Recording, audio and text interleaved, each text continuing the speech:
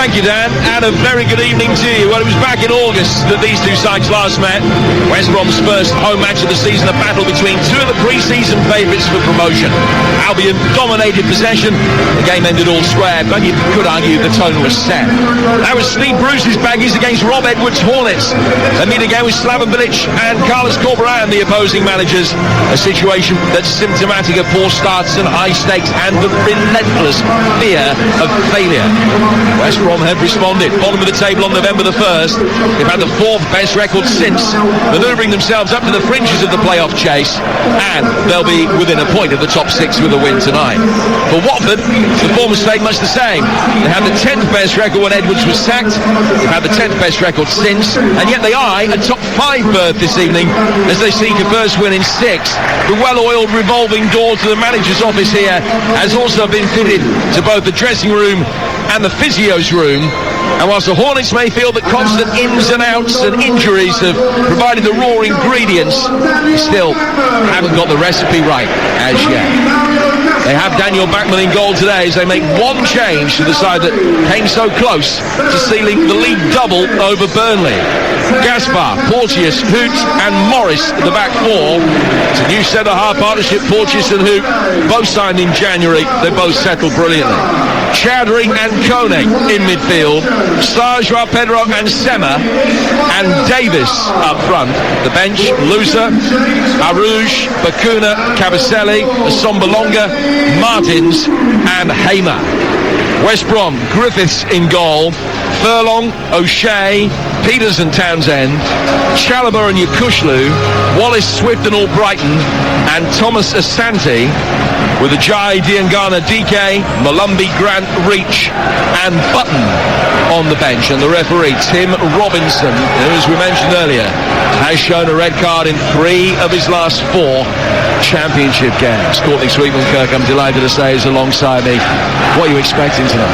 I think we're going to get goals. I don't want to obviously put the kibosh on it really and it end up being 0-0, but no, look, both these teams have definitely got great influences going forward, and there's the ability to get goals, but also at times defensively haven't always looked at their best, so it'll make for an exciting football game. The players taking a knee before the game, a visible reminder of the fact that there is no room for racism. We're underway. West Brom straight away trying to get the ball inside the penalty area. Offside flag is up, but that was a breathtaking start on the front foot from the Albion.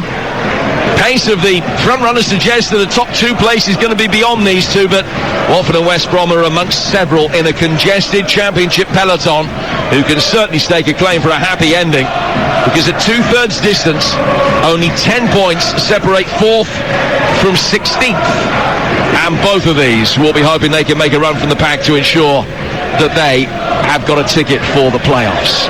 Watford in yellow shirts, black shorts, and they're kicking from left to right in this first half. West Bromwich Albion also in their traditional colours of very dark blue and white stripes.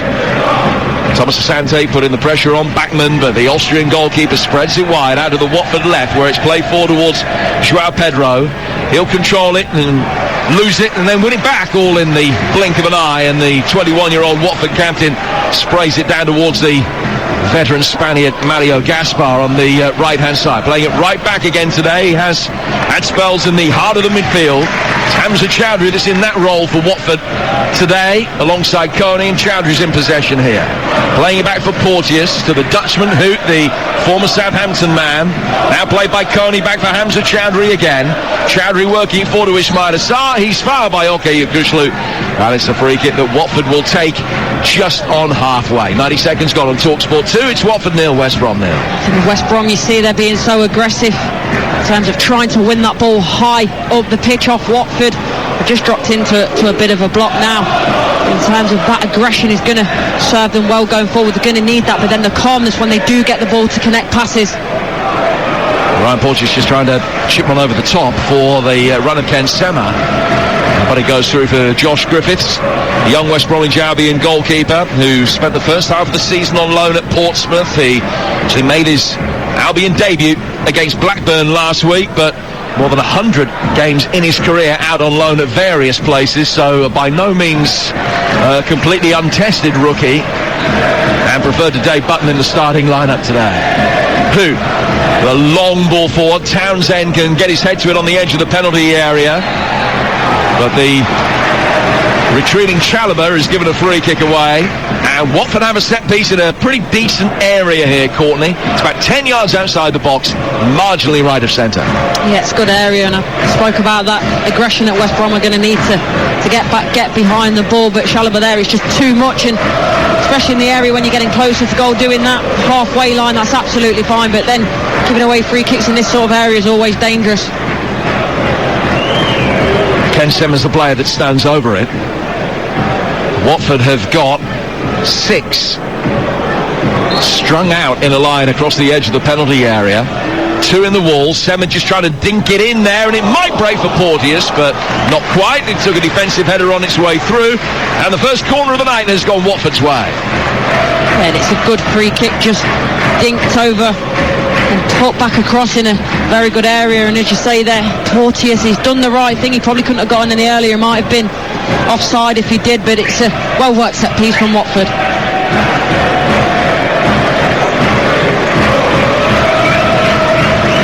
So can they get the corner right as well? Ken Sema across to take it, the Swedish international spotting it down right on the very edge of the corner quadrant, the assistant referee having a good look. It's in left-footed towards the near post and easily headed away. Well dealt with that by Albrighton. Dropping back into the championship for the first time for thick end of 10 years. His last championship season in a loan spell at Wigan from Villa. Mark Albrighton, a fantastic servant, of course, for Leicester, where he won the title. Now West Brom for the remainder of this season. Ken Sema firing another cross inside the box, which is knocked away. Now Albion might be able to break quickly, and Albrighton has it. They'll work it out towards Darnell Furlong. Furlong side-footing it down the line. He's given Wallace something to chase, but easily mopped up at the back by Hoot. And Albion in turn with O'Shea will be able to get it back to their goalkeeper Griffiths. Play forward from him. Yukushlu given the instruction to turn, which he can do in possession. Chips it out towards Connor Townsend. Townsend back for vastly experienced Eric Peters. And then O'Shea will work it out towards the West Bromwich Albion right. Wallace, Thomas Asante, but the layoff was poor. And easily mopped up by Hoot. Hoot, who has had spells in his native Netherlands and also in Serie A for Lazio. Actually signed for Watford from Anderlecht. He's been around the block a little bit. Another with some good experience. Here's Keenan Davis, player on loan from Villa. Back to Joao Pedro, inside his own half for the blonde-haired Scotsman Porteous. Hoot with another long left-footed diagonal, brought down beautifully by Ismail Assar. Watford dominating possession in the early stages, in a real role reversal from when the two sides last met. It was 70% in West Brom's favour that day back in August, when Ismail Assar, who's in possession now, scored an outrageous goal from inside his own half, and having pinged one in from 60, missed from 12 from the penalty spot in a game that ended 1-1. But it was West Brom that were dominant that day. Watford, who've dominated the early stages here. Little coming together off the ball between Thomas Asante and Porteous, but referee Robertson just had a look at it, tells them both to behave themselves, and they'll get on with it with 6 gone at 0-0. Yeah, nothing doing there. 6 for one and half does the other. I like that from the referee. Don't draw too much attention to it. Just let them get on with it and not disrupt the game too much. But to say Watford having most of possession, but just going forward, the forward line looks a bit static at times. In the defence for midfield third looking really good in keeping possession, but I want more dynamism from the forward players. That's Courtney Sweetman-Kirk, the Sheffield United women's striker.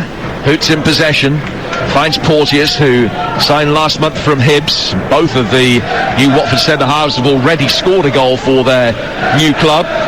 Only made 5 appearances between them so far. It's Chowdhury, the Kone in the midfield. Played out towards the youngster, Morris, who's a product of the Southampton Academy before they let him go, and he ended up coming here. And he's back in for the injured Kamara tonight. Hoot to Porteous again, and played inside the centre circle for Kone. It's so easy, the possession for Watford, but it's Courtney was saying they're not going anywhere with it. It's almost passing for passing's sake at the moment. Who tries to mix it up and play a ball between the lines for João Pedro, but that's easily repelled, and they've been banging their heads against the brick wall so far. Yeah, it is, and you can see what West Brom are doing. They're quite happy to forego that possession. They're sitting either in a mid-block or a low block and getting in good shape, making it very difficult for Watford to play through them. But that's a really good ball into João Pedro. And he laid it off first time. Back for Chowdhury. Down towards Mario Gaspar.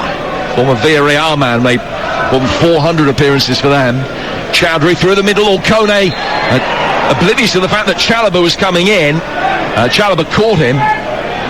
That's the free kick which will be taken by Watford just inside West Bromwich Albion territory. Yeah, it's a lovely little touch around the corner from Kone to Pedro, and Chalobah is charging in. That's a couple of tackles he's made now. He's going to have to be careful. Yes, it'll be a yellow card next. Made his full debut last week, a second start for his new club today, having arrived from Fulham. He's part of the Watford side that won promotion a couple of years ago with nearly 130 games for the club in his 4 years here at Vicarage Road. Here's João Pedro, whose next appearance will be his 100th for Watford. Just a little bit too much on that ball forward for Keenan Davis. The idea was right. It's just too heavy down the inside right channel, and Griffiths comes out to smother it. Yeah, I like how Pedro gets on the half turn. He's looking to play forward, as you say. He overhits the pass, not the right weight on it. But what I like about the fact is Davis is running in behind that time. Now brilliant play from Wallace down the right hand side, trying to get the ball inside the area. It's well dealt with by Porteous. It's out of play for a throw, but when they do break, they break very quickly, and Wallace a live wire down that Albion right.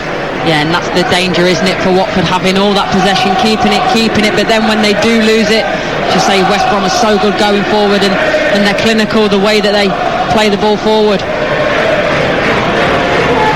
First chance for a long throw inside the Watford penalty area. Now West Brom have got 6 forward.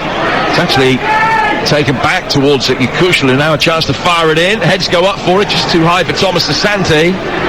Cleared by Hoot.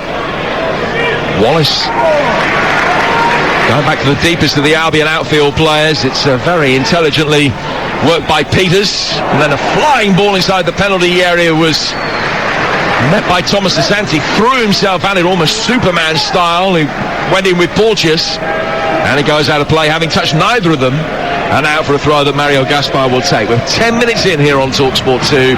It's Watford 0, West Brom 0, and this is Courtney Sweetman-Kerr. Yeah, it's a good passage of play there from West Brom. They keep the ball, they set up for the long throw, but play it short. They get a decent ball in the box, and Thomas Asante doing everything he can to try and get to the ball, but just can't quite get over the top of Porteous. I've been working it wide again. Morris did well that time, dealing with the threat of Wallace up against him. And James Morris can bring it forward. Slips it off to his right-hand side through the midfield for Kone. Kone ventures 10 yards further forward. Chowdhury in between the lines for João Pedro. He's not being given any room to work at all. Swift saw to it that time, and Albion looked long. Ball over the top. Backman's come out, got something on it. That was all it needed. But it was a really good run from deep that Wallace made. Backman came out. It wasn't the most orthodox touch, it wasn't the most convincing one, but his timing was such that he got it out of the flight path, and that alleviated the danger. It was really good timing, wasn't it? I just had sort of shades. I can thinking about Nick Pope at the weekend. Is he going to come and get it right? But he manages to get a good touch away on it, and luckily for him it doesn't land to a West Brom player after that either. Hoot. Now to the Watford left, and gets it straight back again. Now Hamza Chowdhury on loan from Leicester. He's been a near ever presence since signing for Watford. Finding Porteous down to Mario Gaspar. Just controls it with his right foot. With his second touch he sends it back in away from Swift. Ball fired out towards the Watford left as they try and mix the play up. Morris heading it on, brought down by Sema. Back out to the full back again. Space for Kone around the corner of the penalty area. Albion with a very effective low defensive block as Watford bring it forward towards the edge of the penalty area. 12 gone, 0-0 here on Talksport 2, and largely chanceless in these early stages after West Brom were on the front foot from the very kick-off. It's been Watford who dominated proceedings, but Hoots given it away. And West Brom might be able to break quickly. Yakushlu wide out towards Wallace. He didn't have it for long. Great recovery from Morris to win it back, and Chowdhury will be able to get them going again. Yeah, it did really well, and that's where West Brom have got to do better if they want to play in this low block, play on the counter-attack. When they do win that ball back, they've got to make sure that they find a white and navy striped shirt. They can't give away possession that easily. And Keelan Davis is now giving it away for Watford, is receiving a return pass on a 1-2. He tried to play an aerial ball out towards Semmer, but overhit it. And it's a throw which West Brom will take on the right-hand side. They're 4 points off a playoff place at the start of the night, 14 behind the top two. Watford a couple of points better off than that, but they played an extra game. Watford have won promotion in each of their last two championship seasons, finishing second in this division in 2015 and a couple of years ago in 2021, but both of these teams have found staying in the Premier League when they've got there to be a bridge too far, trying again to make it back. Watford at the first time of asking, Albion at the second. Hoot in possession, finding Chowdhury, who's just dropped next to Porteous, and then Chowdhury will play it forward. Thomas Asante, the former Salford man, flicking it away. Mario Gaspar playing it back, and for all the possession that Watford have had and not too much potency to go with it, as we've been saying, it hasn't been really played at a good tempo. It's Albion that have been providing the tempo when they've had the ball on the counter. Yeah, they look most dangerous when they're in possession on the ball, but Watford, for me, it's almost a little bit paint by numbers at the moment. They're doing the right things and passing it around the back line, especially, and into midfield, popping it back off, but when they're trying to get in that final third, it's too slow. And also, that comes from the ball's fall, but also the runs of the forward players. It's quite predictable and easy for the West Brom back line to pick them up. You're listening to Watford against West Brom in the EFL. It's live on Talksport 2 with Carling, the UK's number one lager, 18 plus. Please drink responsibly. Goal kick that will be taken by Albion's custodian Josh Griffiths. Long right-footed clearance, sails 20 yards over the halfway line. Thomas Asante doing well to beat Porteous, a taller man in the air. Yakushlu with a touch that went back towards the Watford number 10, Joao Pedro. He's back on his feet to rescue the situation, as Swift helped him out as well. Furlong's got it now. Laid back by him for O'Shea. O'Shea sticking his foot underneath it and pinging the ball way over Connor Townsend's head, and out of play for a throw that will be taken on the Watford right-hand side. And neither side have given particular care of the ball at times, a fair few misplaced passes. No, and although Watford have got more of the possession again, they've just given it away now. I think for me, especially for Watford, it's the tempo of the passing. Yes, they're playing the little short 5 and 10 yard passes, but there's a lack of tempo to move that West Brom shape that's very well equipped just to sit in its shape and win it on the bounce. And as you say, then when West Brom do get the ball back, there's not much that they're doing with it. 15 minutes in, it's Watford 0, West Bromwich Albion 0. Victory for Watford tonight takes them up into the top 5. Victory for the Albion, and they move above Watford into 8th and just a point adrift of the playoffs.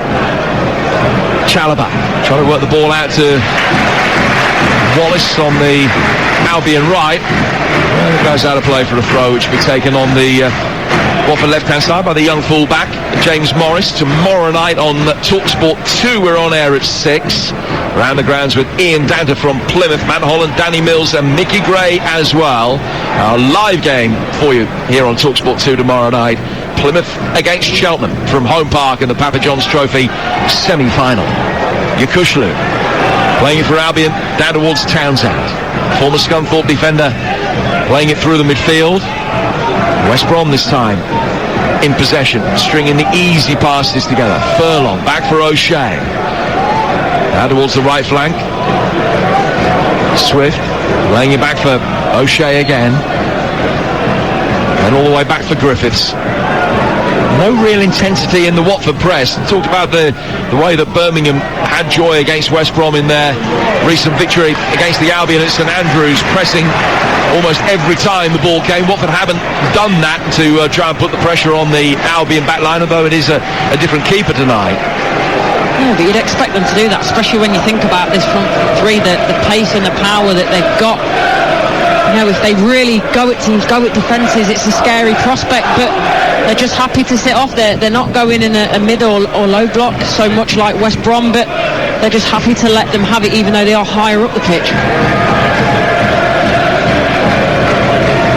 Albion fancy good voice away to our right hand side. Throw taken by Darnell Furlong. I don't think he was around when his dad was a Watford player and a player of some repute as well. Paul Furlong, 41 goals in 91 games for Watford in the early 90s. A very tidy return. Just before Darnell was born.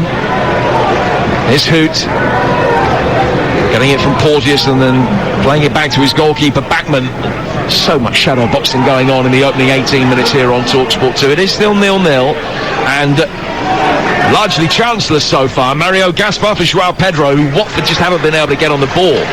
Yeah, and it's interesting, a few seconds ago Mario Gaspar was on the ball and he was gesticulating, trying to say he wants movement, he wants more in front of him, and I can see why, because it's all very predictable at the moment and Watford need to do something a bit different going forward to try and unlock the shape that West Brom are quite comfortably sat in. And it is frequently 4-4-2 for Albion. They've moved Wallace now playing almost as a supplementary striker with Thomas Asante, but it is 4-4-2 with Albrighton holding the width on the right and Swift coming out to the left hand side. And it's just been very regimented, very effective. Draw a better result, you could argue, for Albion than it is for Watford, and so far so good as far as Carlos Corberan's men are concerned, 19 minutes in. Yeah, and without any clear-cut chances for either side, I would say that West Brom are the team that look more dangerous on the counter-attack, look more willing to flood bodies forward in a dynamic nature. Albrighton playing it in too far ahead of Wallace. It's going to be Mario Gaspar that'll get there first, although in fairness Wallace covered the ground really quickly, slid in, and then as soon as he's made an excellent challenge, the offside flag comes up. Those are the ones that frustrate players. The assistant referee over on the far touchline, he's told to leave the flag down and then puts it up at the last moment, but with both players going for 50-50, that's where injuries can occur. Exactly, and as you say, it's the rules. You can't really blame the linesman in that sense, but maybe it's the fact that then we've got to be looking at the rules to protect players. Mario Gaspar's got it. Ball from him to Ismail Assar. Watford still struggling, as we mentioned, to get the flair players into the game at the moment. Sarr, who scored that extraordinary goal the last time the two sides met, sending it out to the Watford left-hand side for Morris, whose cross is blocked by Furlong, and it goes out of play for a throw. It'll be taken by the Hornets, about 10 yards or so from the corner flag. Sema coming to meet it, down by the corner quadrant, picks up the ball from Morris's throw and sends it straight back again. Chowdhury working it through the midfield, the bridge between the attacking line and the defence. He's gone back for Porteous. Kone has it now. Kone sending it in, good whip on it, but a little bit too much air underneath it, and that meant that Joao Pedro was always going to be second favourite against Griffiths, who came out and handled it very cleanly. Wallace now trying to launch a counter-attack, Brighton playing it forward. Good movement forward from Thomas Asante. He's got Chalobah in support. He's turned away from Kone very easily. Played out towards Wallace. Swift made an early run across the near post, but Albion couldn't find him. They will be able to get it in with Brighton here, and the flying header goes wide. Best chance of the night so far. Thomas Asante coming to meet it. But he's about 8 yards from goal. Had to be a flying header to meet the cross. It was slightly behind in the delivery, and he couldn't get it on target. Yeah, it's a difficult one, but by far the best move of the game. It's actually Albrighton that gets the cross in there, that actually starts that move off. Is deep in the pitch, plays the ball forward. Then he makes that big overlapping run on the right-hand side. Plays it in with lovely technique. It's just, as you say, though, slightly behind Asante, and it's always going to be difficult from that one to try and direct it on target, but good from West Brom. It's the first attempt that we've seen in the game so far in which possession has been 72-28 up to this point in Watford's favour, so almost exactly the reverse of what it was when the two sides met, both under different management earlier in the season. Paul Brom frustrated. Albion waited for the ball to get there as they tried to play out, and Mario Gaspar made sure that it didn't, turning over possession in a dangerous area. First phase of play is repelled, comes back again from Chowdhury, in towards Gaspar, shot on the turn comes, good save Griffiths, nothing he can do about the follow-up.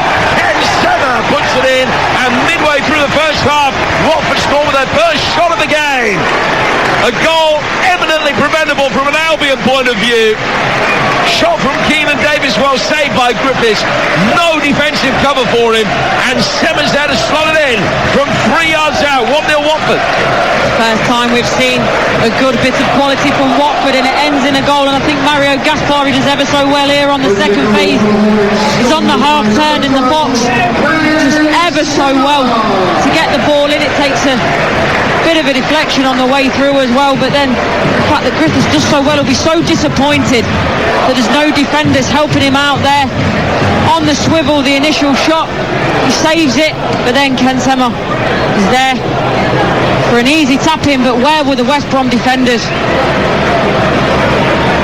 Well, Furlong was the player that was with Senna, and it had taken the deflection on its way through. I don't know whether that, as it hit Furlong, just saw it go out of his reach and meant that Senna had a tap in. His first goal in 16. His 10th for Watford, the 40th of his career. They're on the front foot again. Here was Sarr, and he's blazed it over the bar. Watford all of a sudden turning it on in the mood, scoring one, and then having another half chance just moments later. Yeah, he does everything right. Sarr up until the shot, just can't keep it down. Want to go back to that goal and how well Davis did on the turn. He uses all his body ever so well. On the swivel, short backlift, hits it with his left foot. Just say good save from Griffiths, and then the fact that Semmers following him for an easy tap in. Well, they're decent front runners this season, Watford. Taking the lead of 15 league games. They've won 10 of them. They've only lost the one, which came against Swansea. Well, they did take the lead the last time these two sides met and didn't win that one. Will they be able to protect all 3 points here? It would take them into the top 5 if they can hold on. Nothing between the two teams so far, but it's Watford that have the lead. Play stops here. Joao Pedro has gone down, and Tim Robinson obliged to stop play because he's got a problem. I don't think it's a serious injury at all, but he went down holding his head, back of his head, so Tim Robinson forced to stop play. Will resume with a drop ball in a moment. How do Albion respond here? 25 gone, 1-0 Watford. I think for me they've got to get higher up the pitch. I understand playing in a bit of a block and trying to hit teams on the counter-attack, but when you do that, you've got to make sure that you don't concede. You keep in the game for as long as possible, and unfortunately for them now it's 25 minutes and they've conceded, so they've got to be expansive now. That comes with its own problems. Obviously when you're 1-0 down, it opens up more gap for Watford, but that's the situation they're in. They've got to be more adventurous going forward. Keenan Davis offside as Joao Pedro plays it into him. Davis absolutely adamant that he wasn't as he got the ball into feet and tried to turn. The flag up immediately from the assistant referee Scott Ledger on this near touchline. Albion have had a couple of away wins this season where they've come from behind to do it. They've won 5 on the road, and 2 of those at Sunderland and Luton. I think both of those were 3-2 victories, and they conceded the first goal on both occasions, so they've shown their resolve at times this season, but on the counter-attack, whilst they've looked lively, they have only had that half chance for Thomas Asante up to this point. Here's Griffiths pinging it forward right-footed. Defensive header from Senna just to put a little bit of pressure on Morris. Albrighton will chase after him. Morris has done well. Motts out, and the youngster gets it away off Albrighton, and out of play for a throw that Watford will take. 26 gone here on Talksport 2. I think now when Watford have got a throw in their defensive third, can West Brom get a little bit higher? Can you try and pin them in? As I say, in terms of that counter-attack, they've got to be more clinical, but I want them to get higher, get on the ball a bit more, try and take some more possession away from Watford out of this game. Ball headed away at the back by Eric Peters for West Brom. Man with so much Premier League experience, both Stoke and Burnley, hoping to inspire West Brom back up into the top flight. There have been a side that have consistently started games slowly over the course of the season. The Albion, more goals against them in the opening 15 minutes than any other team in the division. It was the midway point, almost to the second of the first half, where they conceded today. But behind inside 25 minutes again, and that has been a worrying trend. They've got the ball, West Brom. And the boys from the Black Country take a throw with Furlong. Into the Kushlu in the midfield. Swift involved as well. Goes out of play for another West Bromwich Albion throw. But those in the Graham Taylor stand were convinced. They thought it possibly should have been a throw to Watford. Furlong being told to retreat. And now we'll be able to take the throw much closer to the halfway line. Nicks a couple of those yards back, throws it into Wallace. Wallace gives him the return ball, apart from he doesn't. He plays it to where he thought Furlong was going to be rather than where he was, and it just drifts straight out of play innocuously for a Watford throw. West Brom have got to make sure that they don't let the heads drop, having conceded that early goal. Watford with a stronger hold of possession throughout the game and looked the better side in the 5 minutes since taking the lead. João Pedro turning very neatly on halfway. Good layoff from him. Kone, the chance to bring it forward. The central midfielder, side from Montreal. Good play by Sarr. Round the first challenge, Townsend. Swift comes back, doubles up, does well. But Sarr still gets it back again. Mario Gaspar. João Pedro urged to shoot. Did so, hit the Kushlu from close range. Back from Morris. Morris to Sema, the goal scorer. Taking it down towards the dead ball line. Pressure being applied on him. He can get it across. And it's deflected away by Furlong and out of play for another Watford corner. Another positive passage of play from Watford, and you just see now, especially after that goal, they're really starting to take control of this game. They're rushing and harrying West Brom as well, so they're giving the ball away, and then in the West Brom defensive third, they're being very clever with what they do, Watford, and piling the pressure on. Ken Sember with an out-swinging corner, which Porteous attacked. A couple of Albion headers get it out of the penalty area. It's back in from Mario Gaspar, and then Porteous smacks the ground in frustration at his inability to score what would have been the highest tariff overhead kick you could wish to see. It's goal of the century if that goes in, and he's aggravated he hasn't hit the target. Yeah, I must admit, that reaction did surprise me. That he was so upset with himself that he didn't find the target, but it was such a difficult skill. To even hit the target would have been an achievement, let alone score from that sort of angle. He'd rather hit the ball, let alone the target. The ball played forward here by Furlong. That was a clumsy one from Hoot. Came to meet it, fouled his man. Albrighton stays down. They're on the counter-attack, though, Albion. Play back to the edge of the penalty area, and Swift could easily have equalised. Put it over the bar, but that was a good, potent break. Laid back towards the penalty spot, and he got there first, John Swift. Couldn't hit the target. Yeah, he did, and it's a shame. Albrighton is luckily up now, but that was a poor tackle. But I think the referee does exactly the right thing. He plays the advantage. It's a good ball down the right-hand side, and Swift just needs a little bit more control. He almost needs to let the ball hit him, guide it towards goal, but tries to get too much power on it and sails over the ball. His last league goal came at Millwall back in October, John Swift. An Albion player after years of service for Reading. Goal kick which Backman will take. Albrighton's okay. Moves a rash, heavy challenge on him, mistimed by Hoot. But Albrighton back on his feet without the need for treatment. It's 1-0 to Watford. We've played 31 minutes here on Talksport 2. Another free kick goes Albion's way. I told you that tomorrow we'll bring you Plymouth against Cheltenham here on Talksport 2. Wednesday, it's England's women against Belgium in the Arnold Clark Cup on Talksport 2. 7:45 kick-off that. 8 o'clock over on Talksport. Manchester City begin their knockout stages of the Champions League. They're away at RB Leipzig. Stuart Pearce alongside me for that. It's an 8 o'clock kick-off Wednesday night, as again here on the Talksport network we bring you a choice of listening. Watford are in possession. Who's done really well. Looked as though a poor first touch was going to invite pressure. He used it to his advantage in the end and got the ball forward. Sarr then can't find Keenan Davis. Albion clear only as far as Kone. Canadian sends it wide. Furlong heads it away from Sema. Out of play for a Watford throw midway side the Albion half. Watford are looking so much more threatening now. everyone's on different lines. You've got midfielders running from deep there. When Davis dropped in, Sarr makes sure he's going forward as well. Sarr just doesn't get the right touch on the ball in the end, trying to play the 1-2, but it looks so much more threatening. Here's Porteous. Far and away the most expensive of the 7 players that Watford brought in the January transfer window. They paid £3 million for him.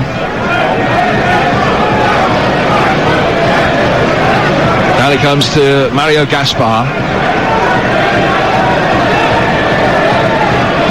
Also brought in João Ferreira from Portuguese football. He's an excellent acquisition, the Watford fans feel, although injured at the moment, along with so many others. Porteous has really settled in well. Morris running it back for Watford in the midfield, finding Kone.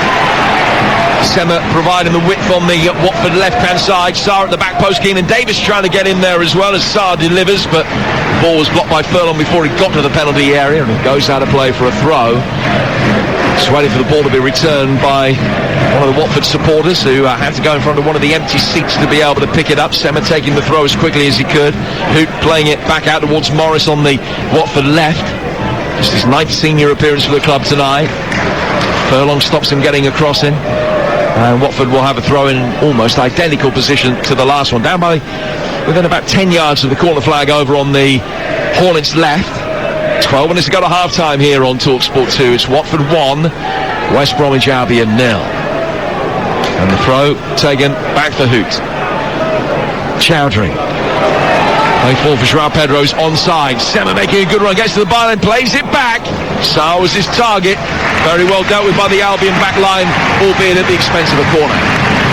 Yeah, West Brom defended that really well, and you see what Sema's trying to do there, just trying to find the cutback and trying to find Sarr, but just can't wrap his foot around it quite enough and get the right angle to find his teammate. Corner to be taken on that Watford left, and away swinger. Good header away from Yakushlu. Back in from Morris. A left-footed volley off target. It was clear. Comes down from Mario Gaspar. Out towards Sarr. And corner number 3 is swiftly followed by corner number 4 as Sarr delivers a spinning cross that's flicked off the toes of Townsend. What I would say here about Watford in this patch is you feel that they really need to capitalise on this, make it 2-0 with how well they've played since the goal. They'll want that second goal, want that cushion. They ideally don't want to go in at half-time only 1-0 because it's always a precarious scoreline.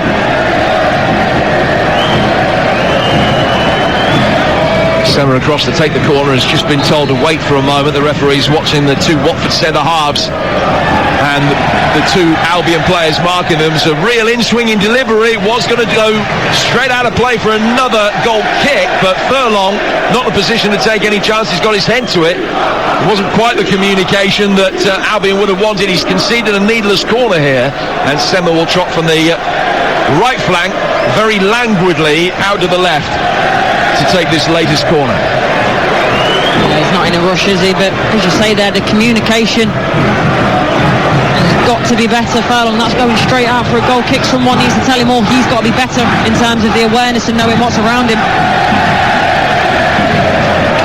Corner's going to be taken on the Watford left. João Pedro's unmarked on the edge of the penalty area. If they can find him, it's swung in deep. It's headed away. Might break back down on the edge of the box for Kone. Kone to João Pedro. He's got time to set his sights. Right-footed effort hits an Albion player. Davis trying to bring it down, and West Brom are going to be able to bring it away. And we welcome listeners from Talksport to our live EFL coverage on Talksport 2. Watford leading against West Bromwich Albion by a goal to 0. There was a goal that was scored by Ken Sema midway through the first half. Watford's first meaningful attack of the game. The opening 20 minutes or so was pretty static with lots of Watford possession and no cutting edge. West Brom restricted to counter-attacks, but Watford taking the lead with Sema, and they've been the better side since then. Courtney Sweetman-Kirk, the Sheffield United women's striker, is alongside me. They deserve the lead now, even if they didn't when the goal went in. Yeah, I think that, as you say, the first 20 minutes from both teams was a bit nondescript, especially for Watford having that possession, but were very static as a forward line. But now the forward line looked very dynamic. They're all running on different lines, trying to find openings, and putting West Brom under loads of pressure. They've had corner after corner in the last few minutes. They just can't quite capitalise on that, and that's the only negative I would say against Watford is for all the possession they've had and the chances they're creating, they probably should be more than 1-0 up, Jim. West Brom have had one decent chance and a half chance. The half chance was Thomas Asante with a flying header that went wide. Very difficult opportunity that. A better chance though going John Swift's way to equalise. Yeah, he's running onto the ball. It's a good ball into Swift. There's a lot of pace on it, and all he needs to do is direct it towards goal. I think he tries to put too much on it and it sails over the bar, but West Brom have been second to everything really in most of this match. We've got it back now with Chalobah, the one-time Watford player, dispossessing Joao Pedro. And our live commentary continues on Talksport 2. We've got the Talksport app. Here's Keenan Davis for Watford. And Griffiths has done really well to come out and make the save. Sarr playing him in. Davis with an attempt. He'll be really frustrated with himself that he didn't make it to the clearest chance that Watford have had. Had a habit this season of missing really good goal-scoring opportunities. And it really should have been 2-0 there. As I say, our commentary continues on Talksport 2, live from Vicarage Road. It's Watford 1, West Brom 0. Sarr again, trying to get in around the edge of the box. Chowdhury. Kone taking it on. But Thomas Asante, the West Bromwich Albion striker, has come back and was forced to deal with that in the left-back position to knock it away. But Keenan Davis, you can see, still visibly frustrated with himself. Yeah, disappointed with himself, and I see why. It's a very good chance. Yes, Griffiths does well, but in that position you're expecting the net to bulge and it be 2-0 to Watford. But we spoke earlier about West Brom being weak when they're pressed, and you see in that moment there, they're pressed high. Watford win the ball back in a real good position, and they should be doing better from there. He's only scored the one Premier League goal in his career, Keenan Davis, and it came against the Albion. That was for his parent club Villa, part of the Forest team that won promotion with such an outstanding second half the last season from the Championship and winning the playoff final. Kone and Hoot in each other's way. Hoot, when he was a Southampton player, was never slow to take a forward step when he felt that something wasn't going as it should have been, and he's just given Kone some real verbals there as the two clash with each other in trying to deal with the ball. Kone found himself on the top of Hoot's toes, but no harm done from a Watford perspective, and Chowdhury is going to be able to calm things down and try and get Watford going from deep here. Porteous into Kone. Chowdhury forced to play back for Backman. Backman side-footing it out and away, but he only just got it past Kushlu. And close to being able to charge him down. Now it's all Brighton that leads the press as it goes back for Backman. Watford have it with the left-back Morris. They lead 1-0 with 5 to go to half-time. Morris to Semmer and back again. Now to Hoot. 10 yards outside his own penalty area. Square past Chowdhury, who just watches it go past him to Ryan Porteous. Porteous to Chowdhury. He loves to just drop in between the two Watford centre-halves when they have possession. Just allowing the full-backs to push forward, which Morris does now. Semmer making a run ahead of him. Davis is in the middle. Sarr at the far post. It was delivered towards Davis by the penalty spot. Eric Peters, the bearded Dutchman, got it away. And who, another bearded Dutchman, turns it back to his goalkeeper, Daniel Backman, who will control it and wait and just stand dead still with his right foot on the top of the ball for a moment before playing it out. And now Kone can turn in the midfield. Kushlu's struggling really to keep up with the pace of the game at the moment. It looks almost as if quite 100% fit.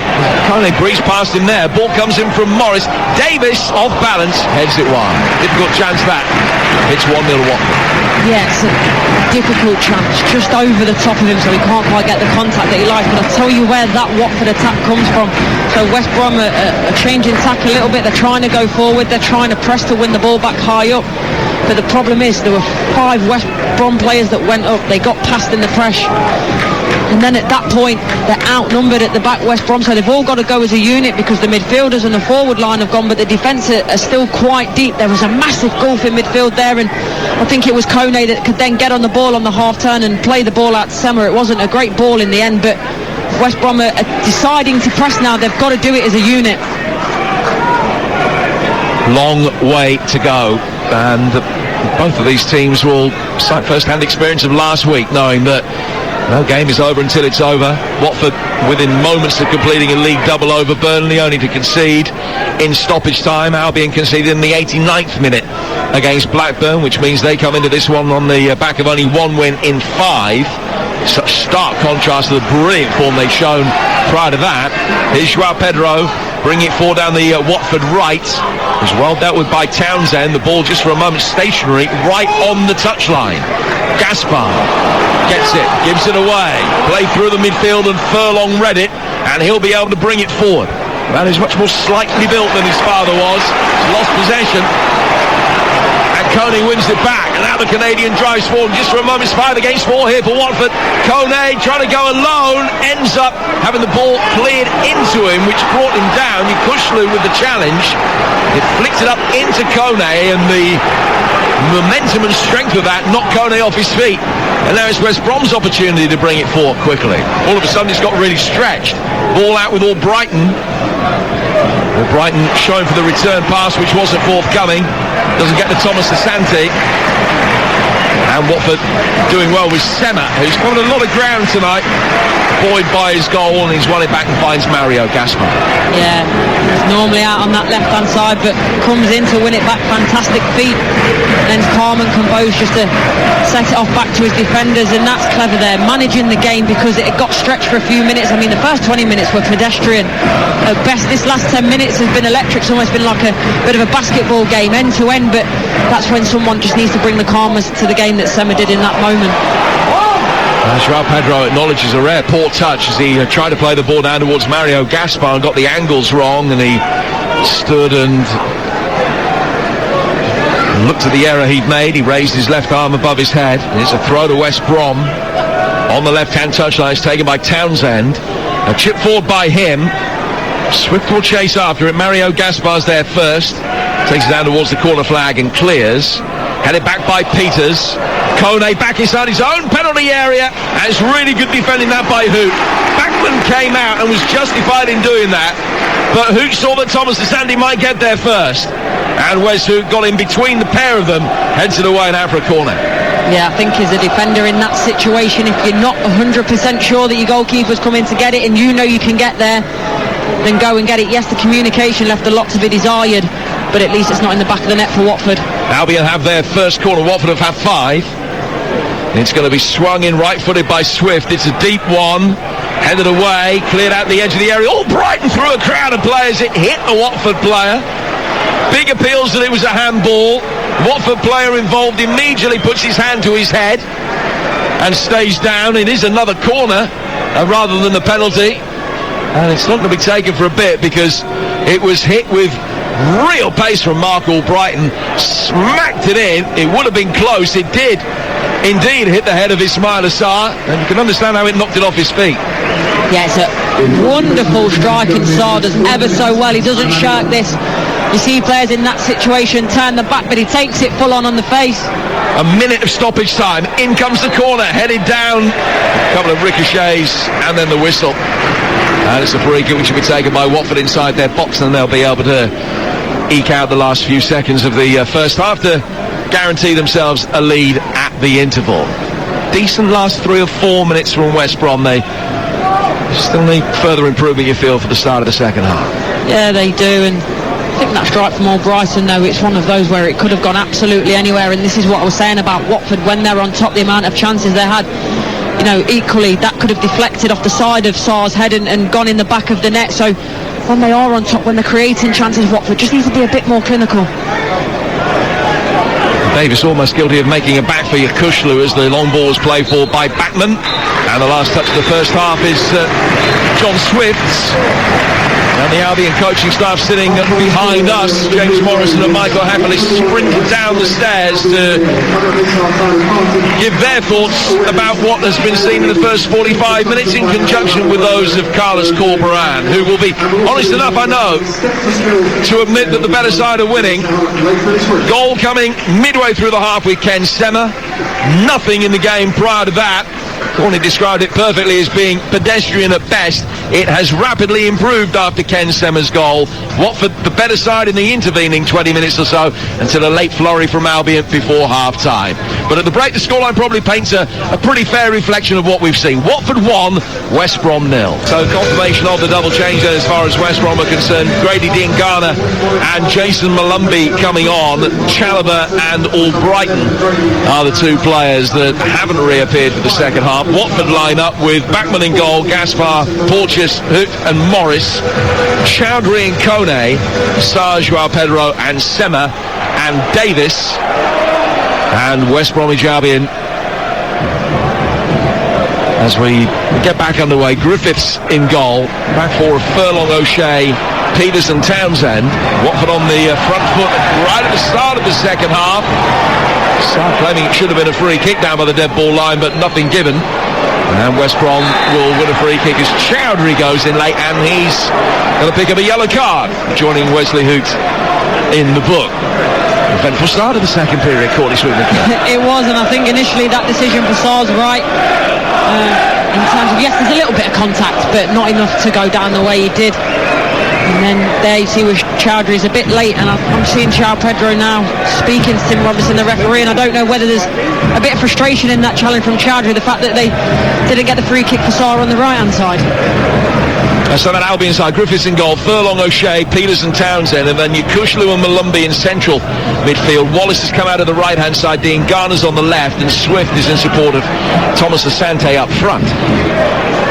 Hoot's got the ball for Watford, bringing out the penalty area. They're in yellow shirts, black shorts, and they're kicking from right to left. There's an excellent take from Mario Gaspar, not the worst ball from him either, but well defended. Excellent covering down that Albion left-hand side by Townsend, and then Diangana trying to make his way through. Doesn't get a touch on the ball, and just caught the Watford player in the process as he made his way past Chowdhury, just caught him around the back of the neck. It's going to be a throw to Watford to restart play. Diangana got the winner against Coventry 3 weeks ago, the £18 million signing from West Ham. Played only 130 games for Albion since then. And Jason Malumbi, who scored the goal against Blackburn last week, hoping for a similar impact here. And Malumbi's make a good run forward here. Thomas Asante came to meet the ball. Malumbi making a run in behind him, but he couldn't divert it to him round the corner. West Brom bring it forward and play it down to the right flank here for Wallace. Wallace with a drop of the shoulder. Brings the left-back Morris into a more central area. That created some space for Furlong, but Albion didn't work the ball out there in time to make the most of it. Now they'll try and get it to Wallace up against Morris again, and the cross took a little nick off the toe of the Watford left-back, and the Albion supporters at that end of the ground on their feet and applauding in decent voices. West Brom win the first quarter of the second half. Yeah, and only 3 minutes into this second half, but already West Brom looks so much more expansive. They're getting the full-backs high and wide and flooding a lot more players forward. So John Swift's come out to take the corner. Can the Baggies get themselves back on level terms after Ken Sema's first half opener? Plenty of movement inside that penalty area as it comes in. The header goes over the bar though from Furlong. Climbing to try and get those back 12 yards out. Difficult chance.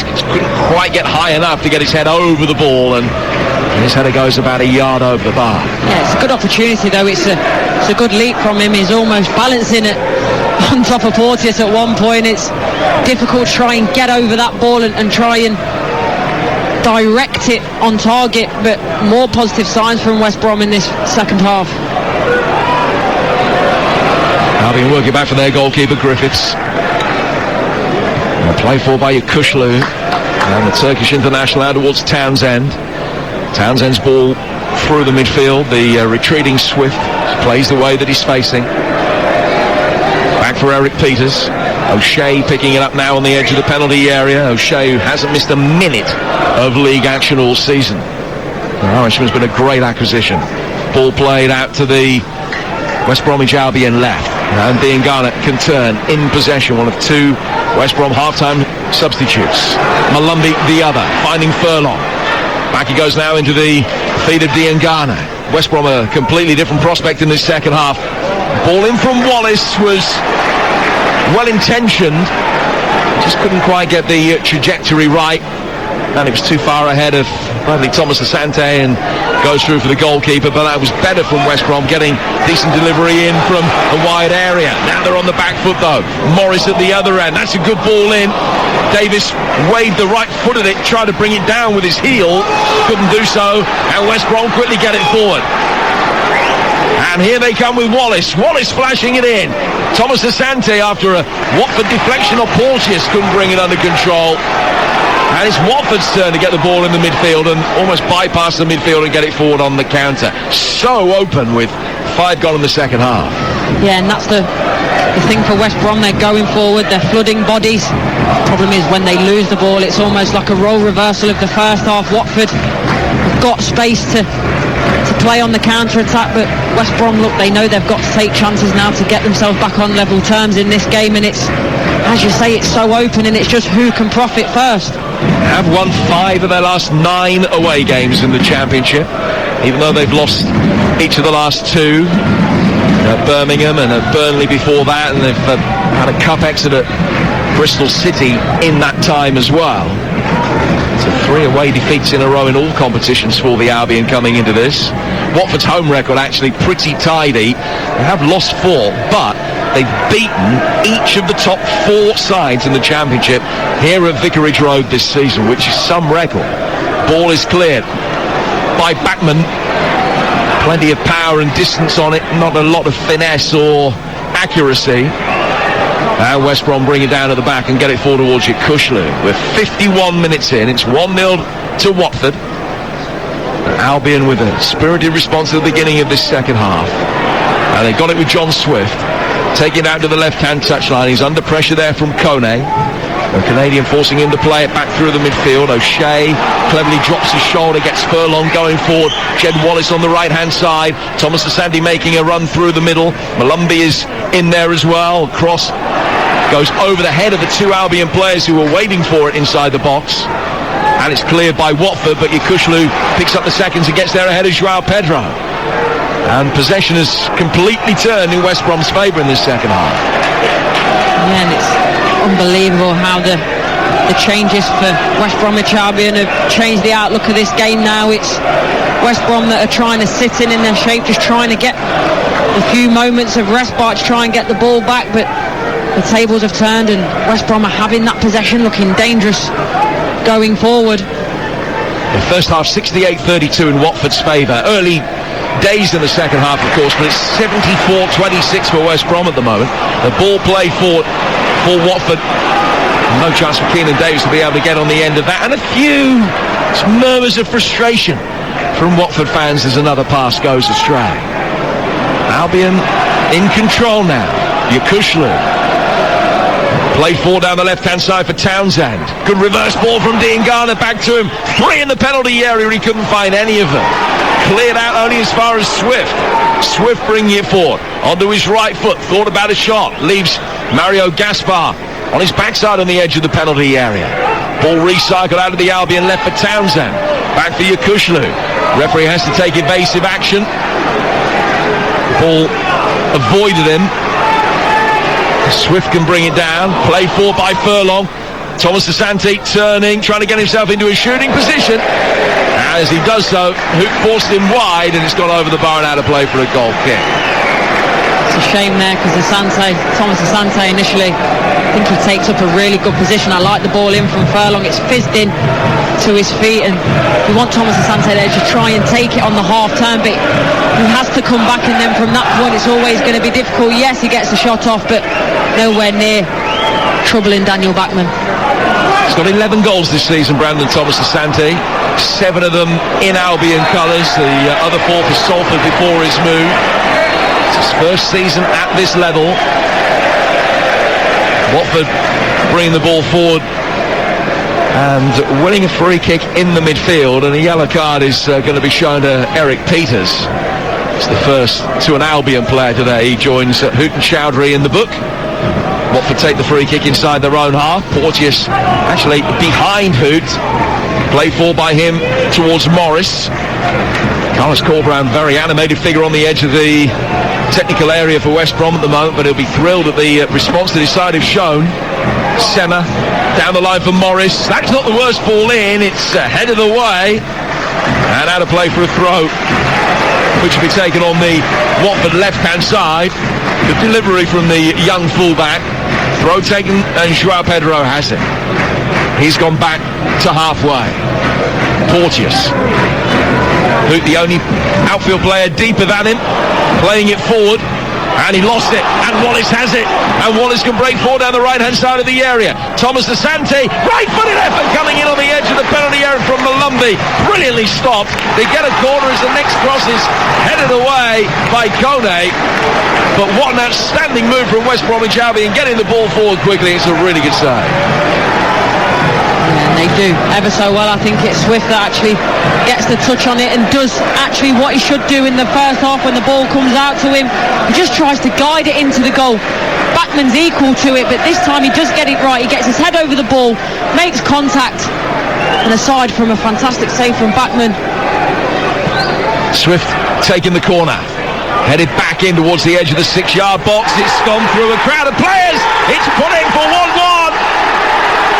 Albion back on level terms. I think it's Connor Townsend that's got the goal. Here's the last touch. The big appeals for a penalty, but Albion played at the whistle and the loose ball broke Townsend's way. A scruffy goal, but only his third in more than 150 games for West Bromwich Albion. It has come at a crucial time, and they're back on level terms at one apiece. For all West Brom's pressure, you can't say on this second half showing they don't deserve it. Just say there's a question for a penalty there. I think there's a push, but they play on, and Connor Townsend is not bothered about remonstrating with the referee. He just gets on the second face and turns it into the back of the net. As you say, Jim, it's scruffy, but at this moment in time he'll not care one bit. Actually does really well outside of the left foot. The way he has to swing the outside of his leg does extremely well, and West Brom back on level terms. Well, I mentioned in the first half that they've come from behind twice to win away this season. One of those was at Luton. Townsend scored in that game and has scored again tonight to make it 1-1. Here Watford though, trying to get on the front foot immediately. It's a chance, and it's hit the post. Came down to Sarr on his left foot, scuffed it, had to hit it first time. Griffiths beaten, and it's come off the outside of the right-hand post into safety. 1-1, but an excellent start to this second half. Sarr does everything right, in my opinion, at that moment. The way he takes it with his right foot, he's coming across the goal initially with that touch with his right foot. He knows then at that point he has to hit it. He does, he reverses it back with his left, and you think it's just going to nestle in that bottom right-hand corner, but it doesn't. It hits the post, and as I say, aside from an inch the other side of the post, Sarr does everything right there. Chowdhury battles with Swift. The ball out of play for a throw, which will be taken by Watford. Well, your pre-game prediction of 2-2 could be bang on the money. It's 1-1 as we approach the hour mark. It's cleared, right-footed over halfway by Bachmann. I suppose it's important from a West Brom perspective that they keep doing what they've been doing at the start of this second half. It's got them back into the game. Now they've got the equaliser. They don't need to switch off and go back in the shell and give Watford the advantage again. Ball played in by Diangana. That's an outstanding save as well. Bachmann diving to his right-hand side, got a strong hand to it. Flick it round the post for a corner. Watford players immediately rush up to referee Robinson. Not sure what they thought they'd seen, whether they thought there was a handball in there, but it was Sante that had the effort.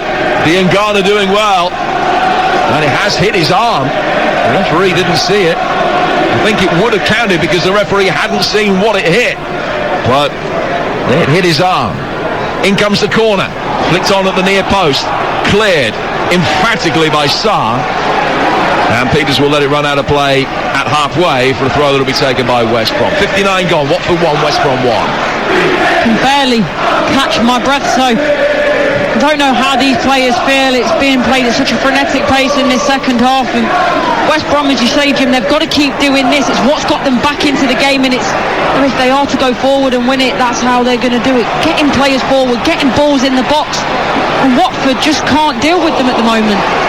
Swift wide, ball fired in, Wallace heads it over the bar. It's West Brom that are creating the chances as we reach the hour mark. It's one apiece. You're listening to Watford against West Brom in the EFL. It's live on Talksport 2 with Carling, the UK's number one lager, 18 plus. Please drink responsibly. Watford might have more to deal with now, I'm sure. I've just seen Daryl DK stripping off. So again, if he does come on, it's all about that attacking threat now. Carlos Corberan is throwing everything at it. It feels as though it's there for the taking, probably for both teams. In fairness, Watford, remember, hitting the post seconds after parity was restored. Porteous then wins the throw. Playing it off Thomas Asante over on the far touchline, sliding in to stop the Albion forward man breaking. DK4, Thomas Asante, you would imagine be a straight swap, but you never know. Here's Kone. DK will be on in a moment, United States international. Joao Pedro doing well to field a ball that was drilled in by Sema, the score of the Watford goal midway through the first half. Joao Pedro did less well with the second contribution as he rifled the ball out towards the right flank, but way behind Ismail Assar. So let's have a look and see what the change is. Yes, it is. Thomas Asante coming off. And DK is coming on. Wallace has come over. Carlos Corberan is giving him some instructions. Thomas Asante off. What have you made of his performance tonight, Courtney Swift-McCurry? It's been a difficult one for him, especially in that first half. West Brom were barely in the game. The service to him was very limited with the opportunity. He got that very difficult header. He tried his best, and in terms of his effort, he didn't stop running, but it's just unfortunate now that Carlos Corberan, he wants to make those changes. They're in the ascendancy, and I do think it's right to bring Daryl DK on at this moment. So DK, who reached the playoff semi-finals with Barnsley a couple of years ago, so he scored 3 goals this season in an injury-curtailed campaign. He's come off the bench as many times as he's started now, and he's got half an hour to try and win this game for West Brom. 1-1 at the scoreline, as it was when the two sides met earlier this season. Ball cleared by Wallace, did well, actually used the full width of the pitch. He chased the lost course, kept it in. He's got Watford back inside their own half, and then Malumbi goes up for it, and Joao Pedro has gone down. I think there's any malice from Jason Malumbi at all as he went up. Joao Pedro going down, holding his face. Boos from the Watford fans to Malumbi, and from the Albion supporters to the Watford captain, who they think's made the most of it. Medical attention being received now by Joao Pedro. Yeah, we'll have the benefit of the replay in a moment, but my first thought was it was soft. I mean, I do think a little bit of the arm or the elbow does catch Joao Pedro, in all fairness, but again, I think it's soft. There's no malice in it. You have to use your arms to try and elevate yourself when you're jumping, and as I say, I do think Joao Pedro with that has made the most of the challenge. Gives me an opportunity while he's receiving treatment to tell you what's coming up on Talksport. On Talksport 2 tomorrow, Plymouth against Cheltenham in the Papa John's Trophy semi-final. Wednesday, England's women against Belgium in the Arnold Clark Cup. 7:45 kick-off here on Talksport 2. Leipzig against Manchester City in the Champions League. Round of 16 first leg over on Talksport. Friday, Fulham Wolves in the Premier League. An 8 o'clock kick-off on Talksport. Saturday, Coventry Sunderland kicks off at 12:30. Talksport 2 exclusive. Leeds against Southampton, also exclusive here on Talksport 2. Massive game between the bottom two in the Premier League. 7:45, it's Palace against Liverpool. And then Sunday, it's the Carabao Cup final, as Newcastle go for their first domestic honour since 1955 against Manchester United. Back underway here, 1-1. Wallace on the front foot for West Brom, wins another corner. They've had the monopoly on them in the second half. 3 without reply. And if Watford were the dominant side in the second quarter of the game, it's Albion who've been well on top in this third quarter. travelling Black Country chorus from away to our right, urging their side on. Swift with the corner, DK going up for it, cleared by the Watford back line. Back it comes, Wallace for Swift, ball inside the area, and the header goes onto the roof of the net. Really good chance for Kushler. It's a really good opportunity. The initial corner's cleared. This is from the second phase, and Swift puts a really inviting ball in. Kushler looks like he's just going to head it back across goal. See what he's doing, he's aiming for that top right hand corner, but it just nestles on the top of the net instead of the other side. And West Brom, they've got to take advantage of these opportunities. We saw when Watford didn't, what situation it's put them in. That's been one of Watford's problems this season. They've created a lot of what are classified as big chances. They've missed 2/3 of them in the Championship this season. Here's Joao Pedro. Morris, left-footed ball in from him, headed away. Right-footed from Kone, didn't get hold of it. Sartan! And it's 2-1 to Watford. Out of nothing. Kone with a dreadful attempt on the edge of the penalty area, and it ricocheted off an Albion defender. Straight back for Ismail Assar. He might have blasted one in from 60 yards the last time these two sides met. This time it's barely 6, but it's got the same importance to it. Watford leading by 2-1. As you said, Jim, Watford missing big chances at times, but I tell you what, this isn't a big chance. It comes out of absolutely nowhere, as you say with Kone. When it comes out to him, he doesn't catch it well at all. Just trying to guide it back towards goal. It takes a deflection, but Sarr is alive to it. He's on his front foot. When it drops, there's 2 or 3 West Brom defenders round him, but he's the one that reacts quickest first. The first time does the right thing, goes back across the goalkeeper, and Watford are ahead out of absolutely nowhere. Well, Slaven Bilic loving the moment. It's his 200th game in English football as a manager today. A lot of those, of course, with West Brom, who he led to promotion back in 2020. He'll know that that really has come out of nothing, and that Watford are fortunate to have regained the lead only 10 minutes after Albion deservedly found parity. 2-1 to Watford.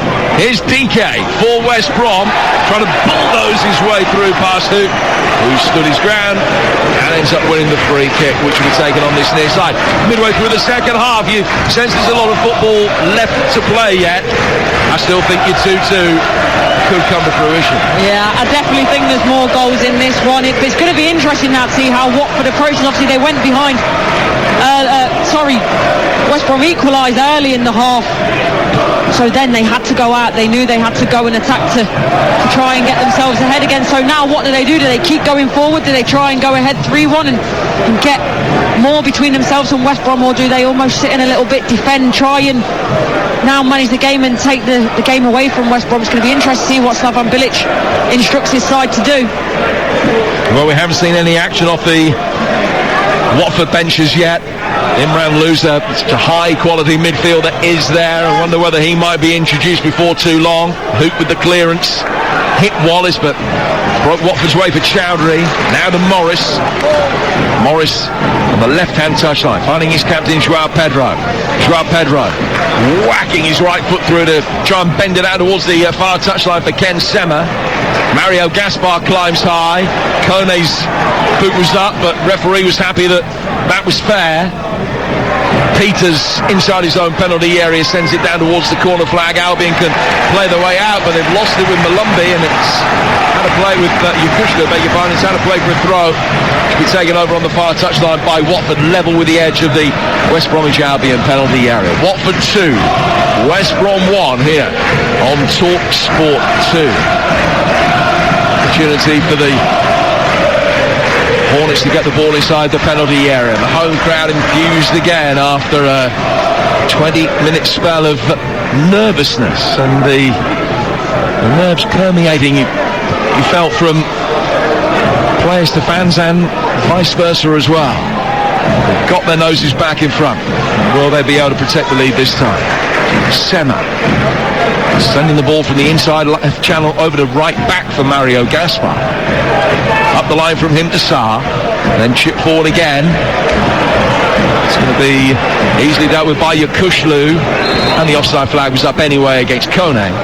And it's a free kick that Albion will take on the edge of their box. 69 gone, Watford 2, West Bromwich Albion 1. I think Watford in these last couple of minutes after they scored have been quite clever. They're just trying to slow the game down. You saw when they took the throw in there over the far side, Kone, he was taking his time, walking over, and that's the right thing to do in this situation.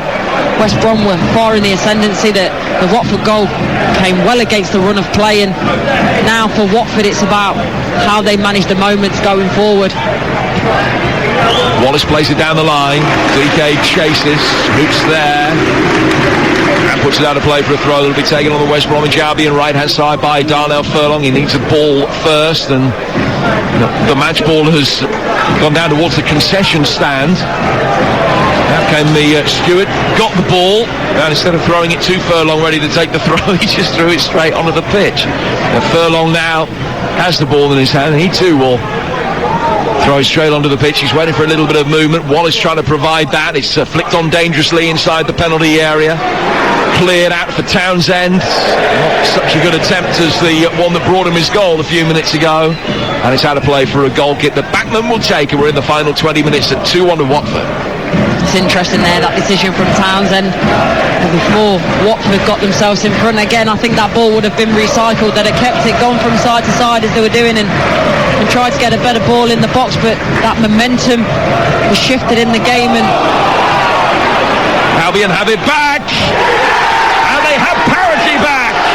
Wallace making it 2-2. Watford with a mistake. It just broke Wallace's way inside the penalty area.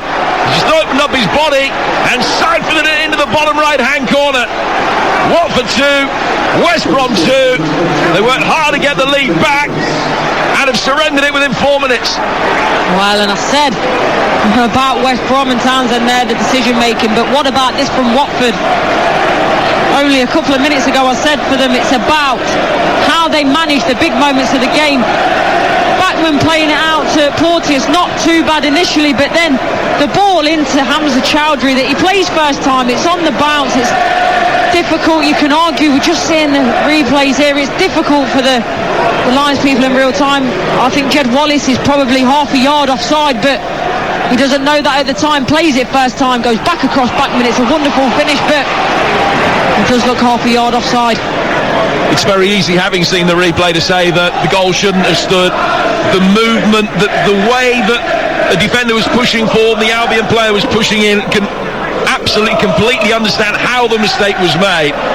Sema laying it back, brilliant save at the other end. Griffiths, that is offside. Ball is put in the net, it doesn't count. Sema thought he'd scored again, and the assistant referee on the far touchline this time is flagged, and it stays at 2-2. This game is absolutely something else. It's madness. I don't know whether Sam is trying to argue with the fact with this ball. I think he's initially off the pitch. Now, we get the benefit of these replays. He's on. I think he was trying to argue that it was off the pitch when the ball comes into Davis initially. He does come back on the pitch. He does put it in the back of the net, but he was offside. That's the right decision from the officials in a difficult moment. He had a defender behind him, but he was the wrong side of the goalkeeper. He was between the goalkeeper and the goal line. That is the right decision. I think the Albion equaliser should have been chalked off for offside, but Watford only have themselves to blame, because the Albion press, as they put the pressure on Watford, as DK wins a free kick here. Backman playing it out, got it back from Porteous. He didn't want it back, he siphoned it straight outside his penalty area. Chowdhury wasn't expecting it, and within 2 seconds the ball was back in their net after it was flicked forward towards Wallace, who scored. Now West Brom, having got back on level terms, have a free kick and chance to take the lead for the first time. Yeah, for me, Backman, if he's not sure in that situation, it's got to go. But then the ball, he fizzes it in on the bounce to Chowdhury, to his wrong foot as well. He's got absolutely no chance, and just poor decision making from Watford. So West Brom have a free kick, which is almost led with the right-hand edge of the penalty area. It's 12 outside the box. Swift stands over this. Watford have got everybody back. one in a wall. The other 9 outfield players all stand on the edge of the penalty area. Chowdhury's taken a couple of steps forward now. Can Swift find a teammate? He can't. It was in towards the centre of the goal, and Keenan Davis could knock it away. Well won back by Malumbi, stopping Sarr on the counter-attack. And now Wallace, the scorer of the equaliser on his 400th league start, will try and drive it forward. Yakushlu, Sema's back, pokes it back towards Kone. He was caught by Malumbi, and it might be a yellow card. Referee Robertson's going to call him over. Kone stays down on the deck, and Jason Malumbi, I think, is going to be cautioned. Yeah, he's late. I don't think it's not a red card. It's not the malice. It's the fact that now the game is just burst into life. There's lots of energy. See what Malumbi's trying to do. He's just trying to win the ball back high up the pitch, like West Brom keep doing, and trying to put Watford under pressure, but just gets the timing wrong. In the first half, West Brom had 3 attempts. In the second half so far, which has only been going for half an hour, they've had 11. And they're on the front foot again here. Watford doing well to win it back. Feels like a cup tie. It feels as though it's almost a pre-playoff eliminator. I mean, it isn't with 14 games of the season to go, but you can tell the stakes are high. It's the archetypal slow burner. It was worth sitting through the first 25 minutes for what we've seen since. Here's Morris playing it back for Joao Pedro. 75 gone. 2-2 here on Talksport 2. Joao Pedro again towards the edge of the box. Goes down very easily. Looking for a free kick. Yakushlu bringing it forward. He can't find Wallace. And it goes out of play for a throw, which will be taken quickly by Watford. Taken by Coney, finding Chowdhury. Chowdhury level the edge of the centre circle. Goes to his right to Mario Gaspar. And towards the Watford right-hand side. Sarr into the feet of Davis. Sema waiting in the middle as well. It's cleared and out of play for a Watford throw. 14 left. Just couldn't tell you which way this is going to go, Jim, but West Brom again flooding bodies forward, and Watford just can't keep hold of the ball. The decision-making so poor. Well, they've got a free kick here, West Brom. And it was a good free kick to give away because the Watford midfield was so slow in tracking back as Albion pushed bodies forward, and a counter-attack that was 2 against 4 threatened very quickly to be 6 against 4. Free kick given away. Albion work it for Diangana. Decent ball from him to Swift. Swift inside the penalty area. Diangana trying to turn it back across the edge of the box from Malumbi. Watford are going to be able to bring it away. And now they can hit on the counter. Keenan Davis, Sarr in space on the right. Joao Pedro at the far post, he couldn't pick him out. And Sarr with a low driven cross is deflected away and goes back out to the Watford right again. Back for Ken Sema inside the penalty area. Left-footed, decent effort, deflected and in. And they scored out of nothing again. Ken Sema onto his left foot. And he's driven it in. He's hit Eric Peters on the left knee. Wrong puts the goalkeeper.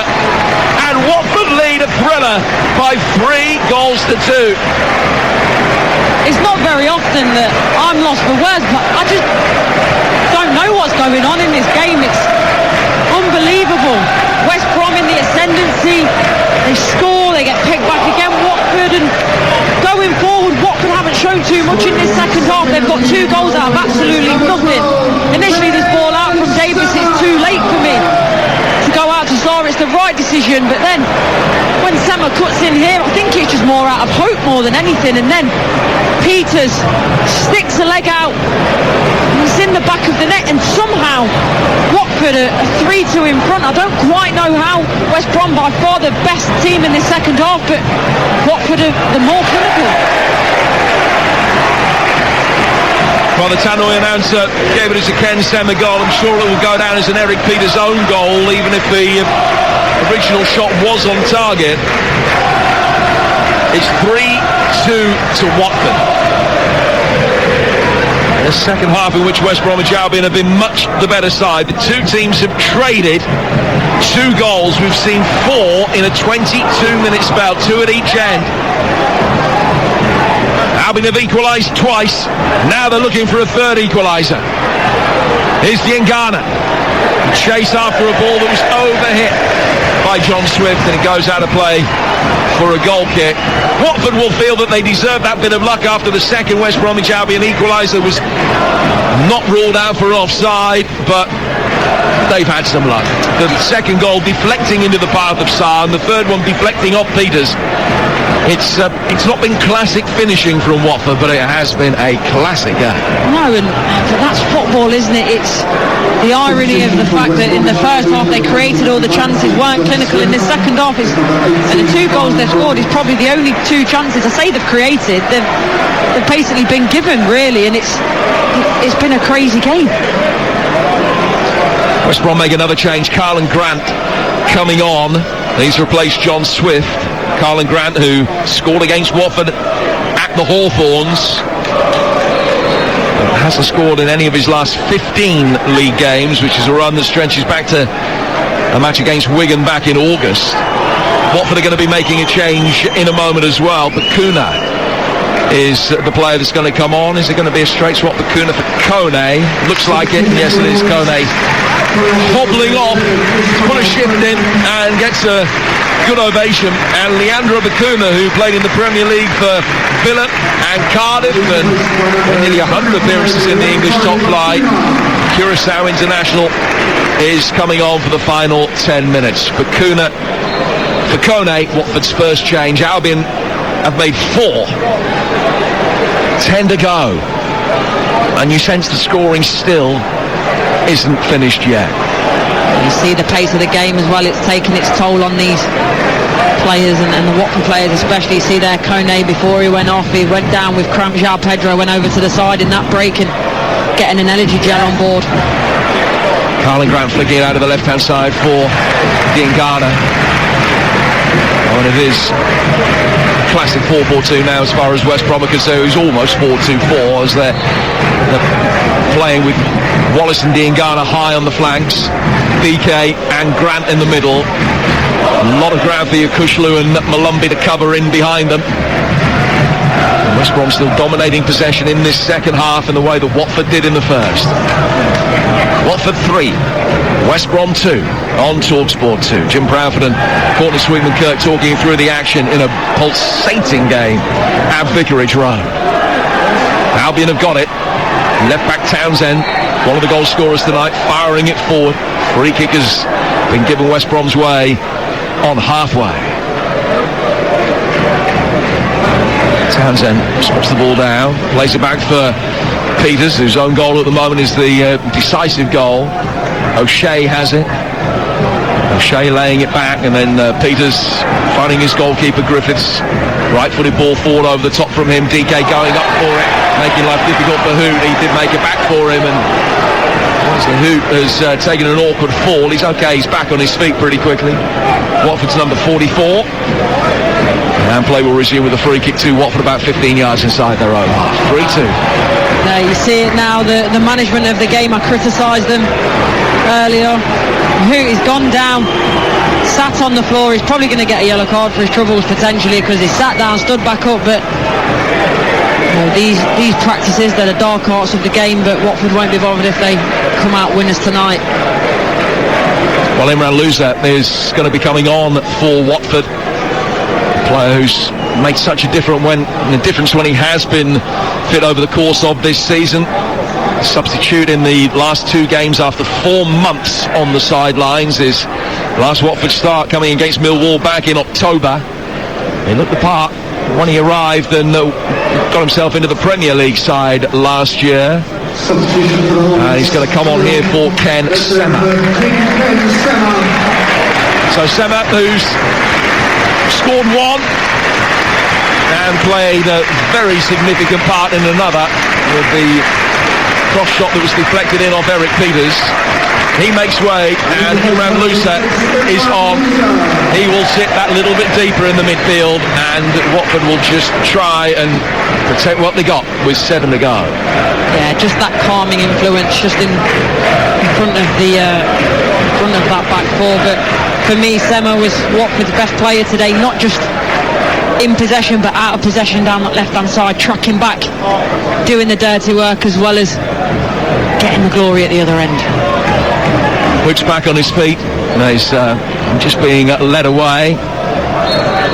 Had to just go through the concussion protocol, make sure that his vision was unimpaired. He's fine, he's back on. Watford from the free kick. Joao Pedro working it for Keenan Davis, giving chase. It's gone out of play. Just this side of the corner flag, so it'll be a throw which will be taken over on the Watford right, and Imran Louza will go across to take it, the Frenchman.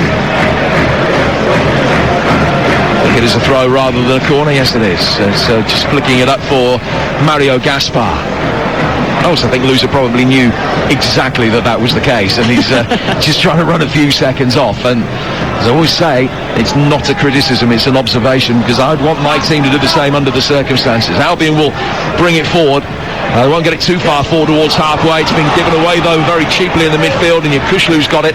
He'll play it out towards Diangana. Diangana's first touch not great. His second became a stretching slide tackle to work it back, but he can and maintain possession for West Brom. And the elegant O'Shea will bring it forward and find Yakushlu. Back for Dara O'Shea again. O'Shea over the halfway line to Furlong.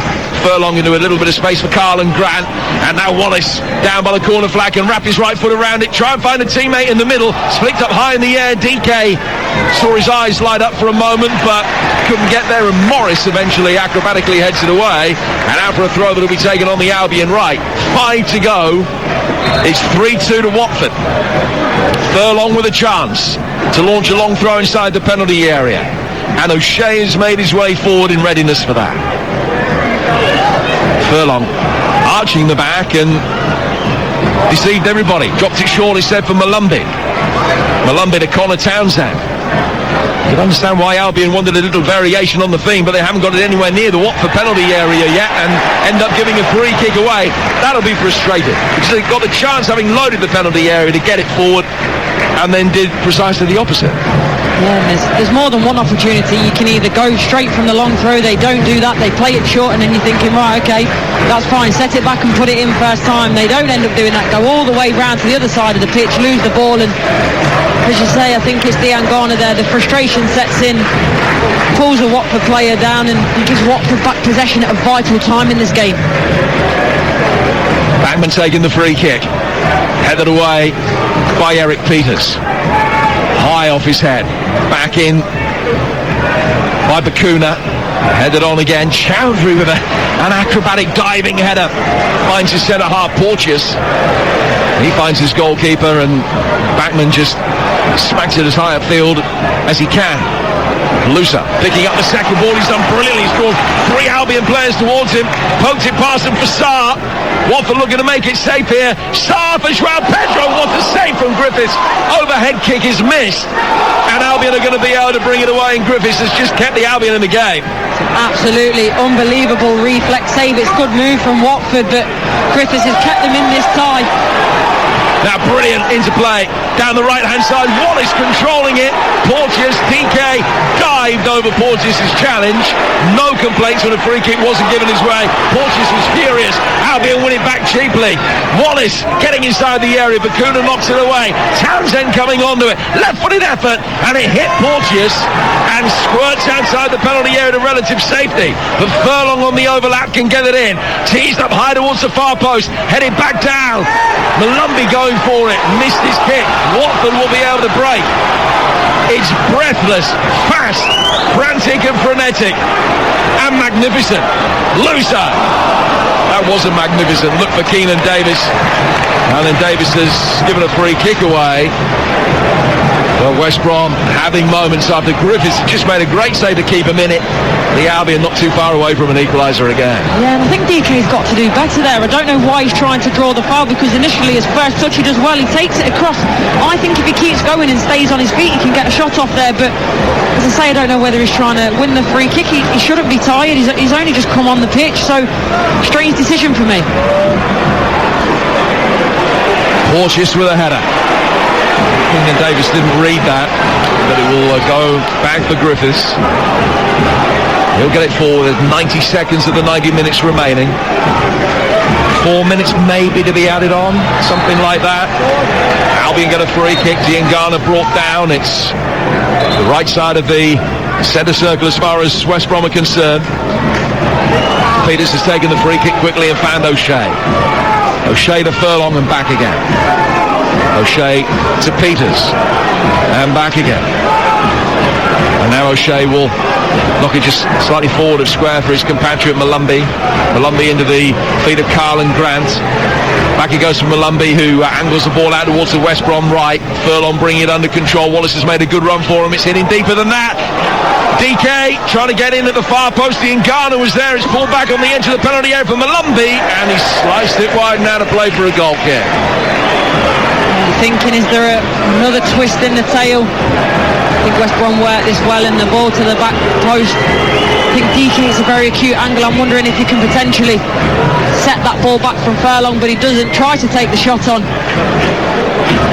Townsend drops that off, and in the end West Brom can't get a chance on target. Well, Watford will make another change. Keenan Davis off, and Britta Sombolonga is coming on to replace him. Player who once went for £15 million. He was here as a young lad, 4 appearances as a teenager, Britta Sombolonga, and he comes on as the game goes into 6 minutes of added time. Watford 3, West Brom 2. Backman restarts play. A high rather than long free kick from him. Played back in towards DK, who was perfectly entitled to go for that. Did so with Porteous. There was a clash between the two players, and Porteous lost out. Most people are going to lose out in most challenges against DK if it becomes a physical battle. Porteous back on his feet is okay and is going to be able to continue. Talking of physical battles, don't forget this Sunday, exclusive radio commentary of Jake Paul against Tommy Fury live from Saudi Arabia on Talksport, which will begin the coverage at 7 on Talksport 2 and then over to Talksport at 9 for the main event. Ball's gone out of play to West Bromwich Albion goal kick. Griffiths is going to take it. 5 minutes of added time to go. It's been a 5-goal thriller, but will Albion be able to find a third equaliser of the night? O'Shea. Ball flick round the corner from Grant. Joao Pedro couldn't make the most of it. West Brom trying to turn the Watford back line. DK has done really well. He has sprinted forward to put the pressure on Hoot, force him to play it. DK now looks like I would if I'd run for a bus. He's leaning over by the touchline, really trying to get some air into his lungs. He's okay, he's going to be able to continue. And Furlong will launch a long throw inside the penalty area. Plenty of spin on it. It's taken a little near post flick. Chowdhury tries to head it away. Half cleared. And Joao Pedro will be able to get it out of harm's way for Watford. Turns it back loose. That's a great ball forward. Sombolonga is on the charge. Britt Sombolonga making his way inside the penalty area.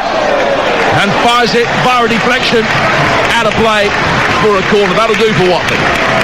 Yeah, it's the perfect scenario for them. Really do really well on that counter-attack, and Sombolonga who's just come on the pitch is obviously full of legs, and in the end the shot's deflected, but you'd imagine now, say 2 players walking over, this is not coming in the box. They're going to try and keep this in the corner for as long as possible.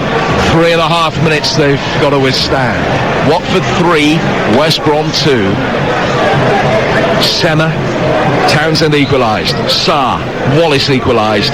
And then an Eric Peters own goal at the moment is what is giving the points to Watford. It'll be their first win in 6. Drawn the last 3. Difficult to beat. Struggle to turn 1 point into 3. They might be doing it tonight. They're only 3 minutes away.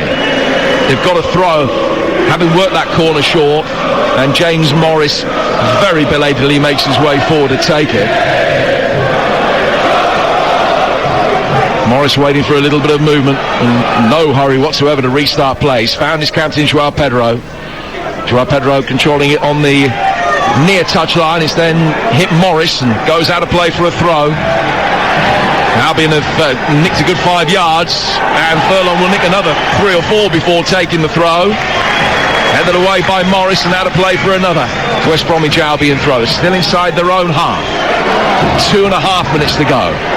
Furlong, long throw, flicked on well by DK. Ngana's going to chase after it, but it's gone past him and got out of play for a throw, and Hoot again, who's been in the wars tonight, has defended that ably enough. He walks away just leading the back of his neck with his left hand, but it's a Watford throw inside their own half, and the clock is ticking down pretty rapidly now. 2 to go in stoppage time. 3-2 Watford lead it.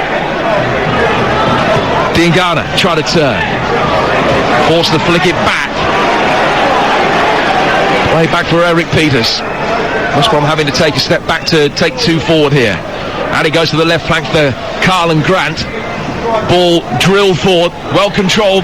Wallace is making his way in the middle. DK can't get himself into a shooting position. Might break Wallace's way on the edge of the penalty area. It's a strong challenge on him, and a fair one as well by Morris.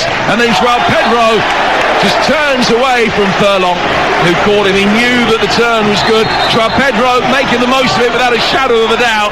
But the referee will take exception to the fact that Wallace has hoiked him up back to his feet, and there are verbals between the pair of them. Wallace knowing what Joao Pedro was up to, and he really took exception to it. Yeah, it's just frustration, isn't it? Joao Pedro, as you say, making the most of it. He knows the challenge is coming, but then the fact that Jed Wallace has so actively gone over to try and physically lift him to his feet. But again, Joao Pedro, he won't mind that. He'll take that. He knows that all of this situation is just dragging and eking the seconds out. But he made the most of that tackle from Furlong. Fourth official Sonny Singh Gill is going to rest well tonight, isn't he? He's been getting verbals from all sides, from both benches, aimed at each other, at the officials, all the way through the night, and he's been stuck in the middle. Free kick taken by Watford, trying to get it down towards the corner flag, and attacking corner flag as Sombalonga has given a free kick away. West Brom the chance to take it, 20 seconds of the 6 minutes to go, but you'd think that there should be at least another 30 seconds on top of that. Griffiths taking this, high ball forward, DK again flicking it on. It's headed away at the back by Porteous, and that is that. And Watford's winless run comes to an end in dramatic circumstances. The better side in the first half, but West Brom much the better side in the second. Twice they equalised, but on both occasions, Watford within 10 minutes got themselves ahead again. And it's an Eric Peters own goal that has proved to be the decisive moment of the night. Thrilling action, and Watford go back into the top 5 on the back of it. I think West Brom will draw plenty of positives from it, but the result isn't one of them. A 4th defeat in 6 for them, and a first win in 6 for Watford, who've seen off West Brom by 3 goals to 2.